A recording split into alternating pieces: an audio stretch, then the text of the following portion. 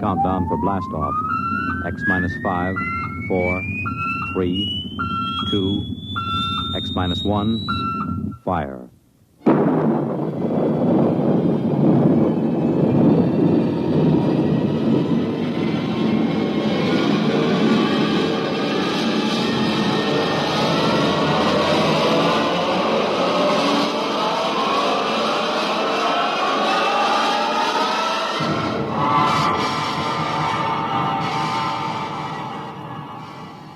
From the far horizons of the unknown come tales of new dimensions in time and space. These are stories of the future, adventures in which you'll live in a million, could be years, on 1,000 maybe worlds.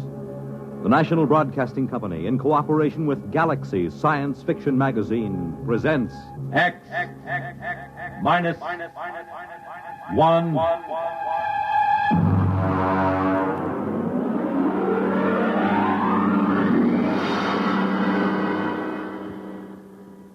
Tonight, an original story by Ernest Kinoy. The time, early in the 21st century. The story, Martian Sam. The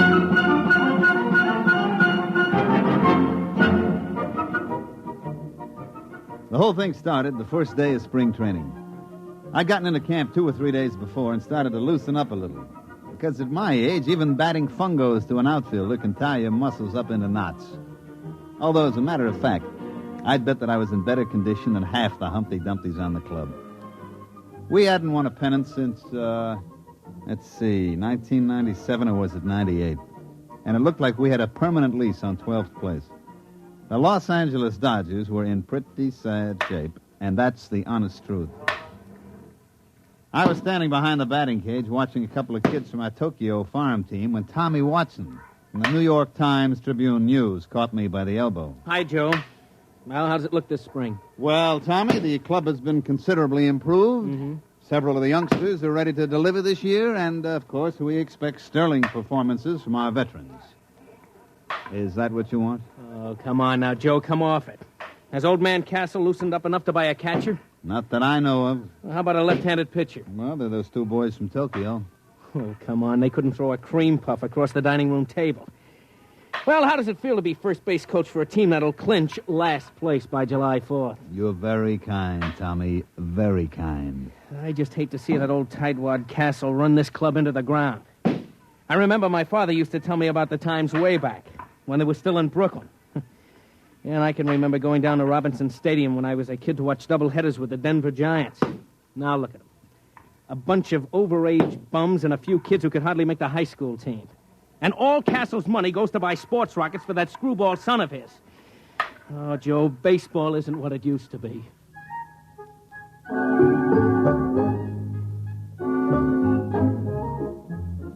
The sad truth of the matter was that Tommy was putting it mild. Old man Castle, the owner, begrudged every nickel that was spent on the ball club. I don't think anybody had gotten a raise in the last 5 years. The manager was old Rabbit Cinderella, and Castle used to issue statements every year about how he had great faith in him. Truth of the matter was that Rabbit would work for less than any other manager this side of the Sally League. You'll see what I mean when I tell you that the club traveled in an old four-jet Strato rocket like some barnstorming semi-pro team.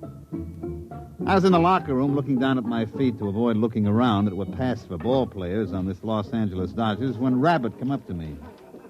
Joe.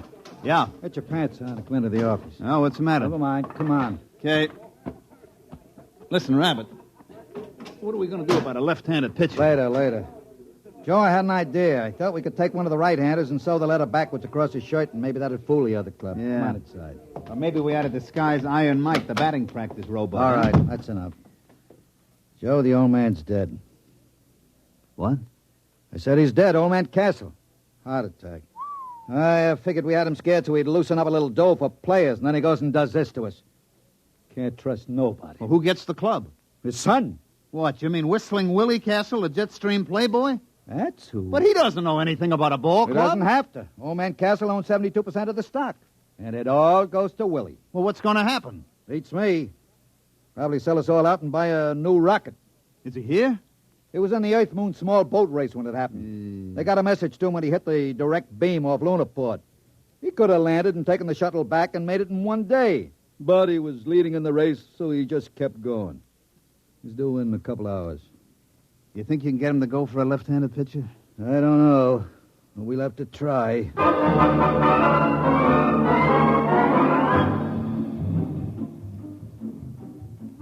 Of course, you've heard of Willie Castle. About once a year, he cracks up some expensive sports rocket or gets himself picked up in a survival suit by the IP, floating somewhere in an orbit around the moon. He almost got put away a couple of years ago when he took a debutante up in a Harrison Kilgore cruiser and kept her in orbit for 2 months. The old man was able to kill the abduction charges by claiming that they'd been married at the time. And one time when the old man had a couple of us up at the lodge he lives in during spring training, I saw the kid's room. It was filled with marak heads that he'd shot on safaris on Mars. He came down to the training camp a week later. He buzzed over in a Harley Donaldson atmospheric and set the ship down in the hole between second and third, burning out half the infield. I saw Rabbit get him to one side and start talking fast, so I sneaked over and listened. Well, Mr. Castle, of course, you know we're all very sorry about your father's death. And He had it coming, the old tightwad. Oh, well, I see. I couldn't convince him that a credit isn't any good to you, stuffed in a mattress. You got to spend, isn't that right? Yeah, it is. As a matter of fact, that's what I wanted to see you about. Now, there's a boy in one of the Milwaukee farm clubs, a left-handed pitcher. I can get him for about $30,000 and a couple of players. And What do you mean? Well, I mean, you're absolutely right, Mr. Castle. You got to spend money.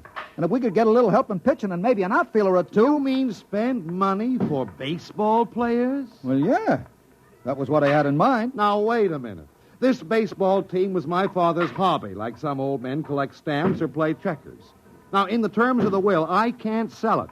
But I'm sure not going to throw any good money away on something foolish like baseball players. Oh, I see. As a matter of fact, I'm going to need all the cash I can lay my hands on. Yeah? Yeah. I've got a chance to buy a 3-pile nuclear eraser that'll cut 2 weeks off the round trip to Mars. Oh, I see. You wouldn't want to spend money on anything as foolish as ball play. That's it. You've got the idea now. Oh, by the way, Mr. Cinadilla, Yeah? I find it's quite embarrassing to me to have my friends continually make fun of me because the Dodgers are in last place. Well, as a matter of fact, that gets to be a touchy point with me, too. Well, I'd like to see it change. So if you don't mind, would you please have them somewhere in a more respectable position, say third or second, within a month or two? Now, look here, Mr. Castle. I can't make bricks without straw. You won't spend the credit for a ball player, and I can't... You do your best.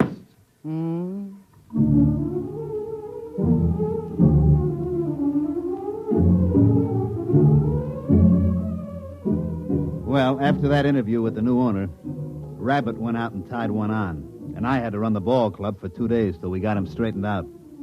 But I can't say as I blamed him. We won one game in the Grapefruit League. We played the Jacksonville high school team and squeaked out a 13-12 victory.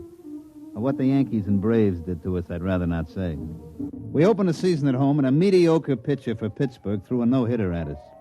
Actually, that's not quite accurate. The truth is he just pitched, and we didn't hit anything. We lost 10 straight from opening day, and we didn't lose on the 11th day because it rained. Rabbit and me piled into his 97 copter and flew out to the Castle Estate up near Arrowhead. I was in pretty bad shape. For one thing, Rabbit's copter has a wobble, and I was feeling green around the gills by the time we dropped down on the port. Willie Castle was very excited by the time we finally got to see him. He was puttering around a whole mess of stuff piled up in the middle of the floor. Say, how do you like this? Isn't it exciting? Yeah? What is it? It's a Durgo stick. Oh, yeah, sure. And they use it in Mars in a game played between two villages. You see, all the men on one side line up, and then all the men on the other side try to knock them over with these sticks. Isn't it a beauty? Yeah, look, Mr. Castle, I got to speak to you. We got to have a left-handed pitcher. Oh, you mean for the baseball team? Yeah, that's right, the baseball team. That's what we got to have a left-handed pitcher for. Yeah. Well, now, I can't really be bothered with details of that sort. I'm leaving for Mars in the morning. Oh, by the way, I haven't had a chance to look at the standings recently. How are we doing? Mr. Castle, we may well set him out on record for consecutive games lost. Now, look here. You told me you can't sell the club. And you said you get tired of your friends kidding you about being last. Well, take it from me, Mr. Castle, and I know. Unless we get some ball players on that club, it's going to be last for the next 22 years. Now, look here, Cinadilla, I know you can fire me, but I don't care who you hire as manager. Unless you get him a left-handed pitcher and a couple of other players, that club is going to stay last. Oh. Oh, well, then I'll see what I can do. Don't worry about it. What do you mean, don't worry about it? I got to go out there every day and try to make those bums go through the motions. Now, look, I really have to pack. And besides, I'm expecting a new shipment of equipment from Aberfitch and Comby. Now, just don't worry about it. I'll think of something. Goodbye.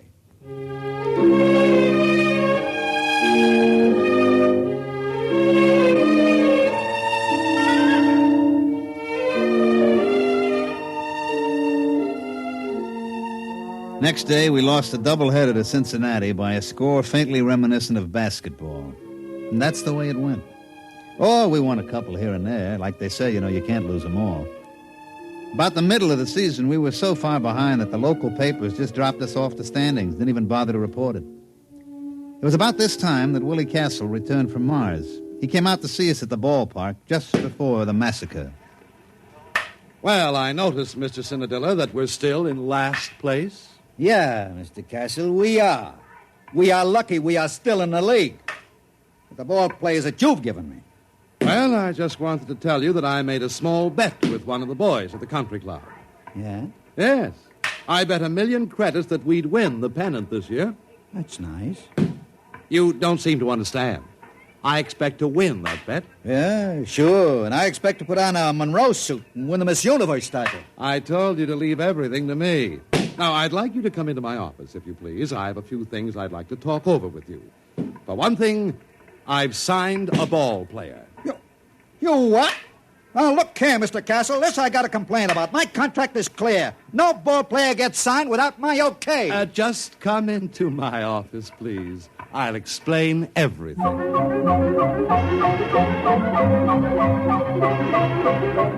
That night, when Rabbit went up to the plate to hand in the starting lineups, I could tell something was happening. For one thing, old Baldy Snuff, the umpire, was looking at the card like it was written in Arabic. All right, who's the pitcher? It's written right there in the card. Saramo Castro Perbaco. What's the matter? Can't you read? Oh, come on now. You kidding? Is he Armenian? Nope. Martian. Martian? That's right. Martian.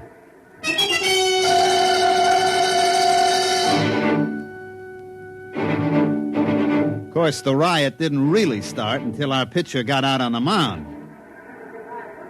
Fred Kurtz, the Milwaukee manager, came running out like he'd been shot from a jet.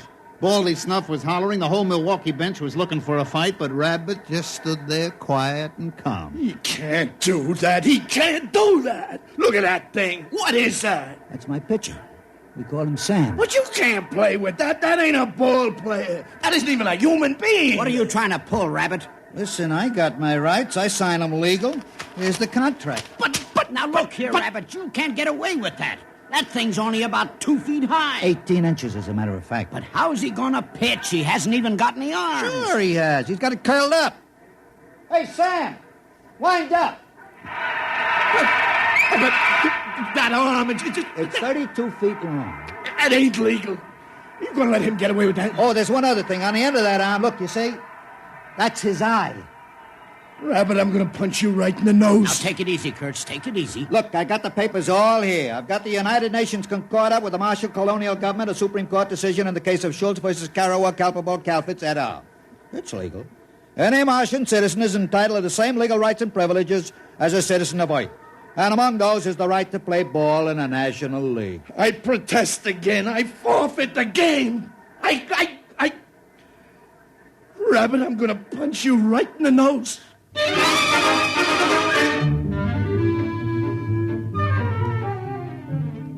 As a matter of fact, the game that night was postponed because of riot.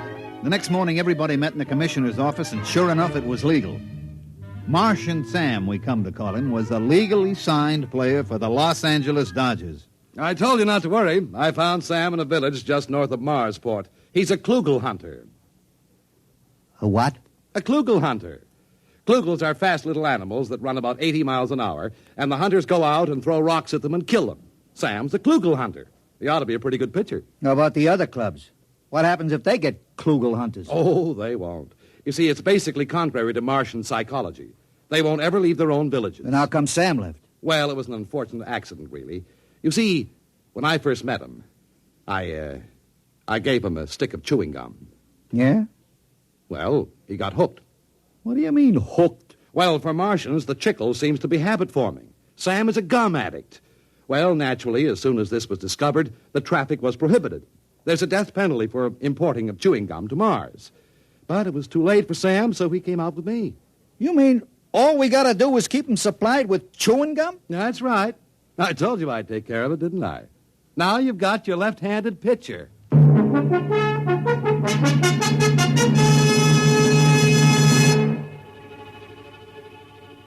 Sam pitched that night. He struck out 27 batters, and we won 3-0. Horace Kelly, the catcher, had a little trouble at first, but he soon figured out how to get around it. He'd just hold his mitt up and close his eyes, and when he heard a thunk, he'd reach in and pull the ball out and throw it back to Sam. You can imagine what it was like being a batter up there against Sam. Pitcher's mound is only 60 feet away from the plate as it is, and with Sam's 32-foot arm, well, we didn't lose the game the rest of the season.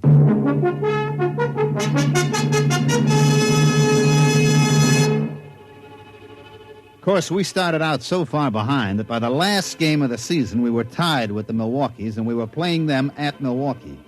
The winner of this game won the pennant. Of course, it was a lead-pipe cinch for us. Martian Sam had pitched every day since he joined the club.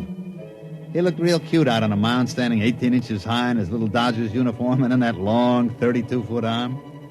We had taken a finished batting practice at Milwaukee County Stadium, and I was standing next to Willie Castle's box talking to him. Well, it looks like I won't have to be embarrassed about owning the Los Angeles Dodgers anymore, eh? That's right. With Sam pitching, that means we win the pennant and the series. Well, I think that's very nice. As a matter of fact, I'm thinking of taking the whole team on a barnstorming tour through Mars after the series is over. Hey, Joe! Joe! Oh, Mr. Castle. Well, what's the matter? It's Sam. Sam. Well, what's the matter? Is anything wrong with him? Did he get his chewing gum? Yeah, he got his chewing gum, but he's just lying on the floor in the locker room moaning. He is? We better get a doctor. Yeah, and all those scales keep falling off him. Oh, no. What's the matter? I know what it is. What? It's the molting season. All the scales will fall off. It'll take him a week to grow new scales. But he can pitch, can't he? No, he can't. Any violent movement would bring on great pain. Well, there goes the ball game. Martian Sam can't pitch. We're dead.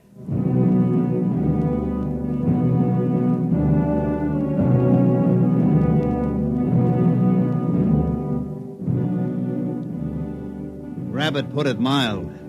We were good and dead. We pitched Harry Kosnowski, our best human pitcher, but our best human pitcher was none too good. He rose to the occasion, however, and the score was tied going into the last half of the ninth. That's the way, Harry, old boy.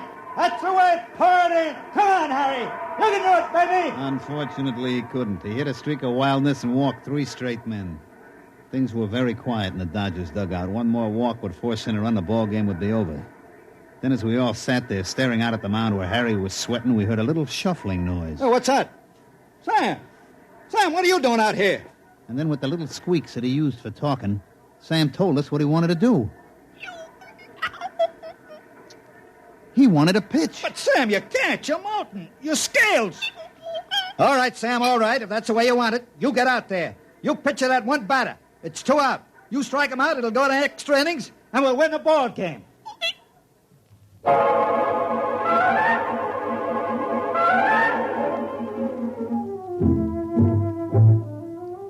And so Martian Sam trudged out to the pitcher's mound, his tiny legs lagging with great pain. You could just tell the little guy was hurting bad.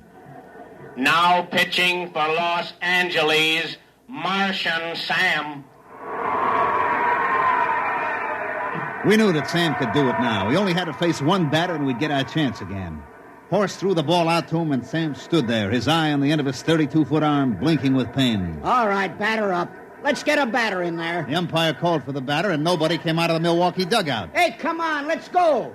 Hey, Kurtz, get a man up in there. What's the matter, Baldy? Let's get a batter in there. You're delaying the game. What do you mean I'm delaying the game? You get a batter up there. But I got a batter up there. What do you mean? There's nobody in the batter's box. Baldy, I got a contract here for you to read. What are you talking about? Yeah. Read it.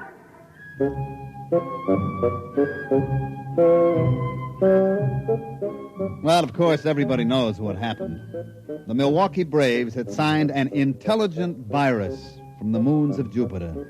He was up there in the batter's box, but of course you couldn't see him without an electron microscope. He walked on 4 straight pitches, forcing in a run, and the Milwaukees won the pennant. But like I say, that's baseball. You can't win them all.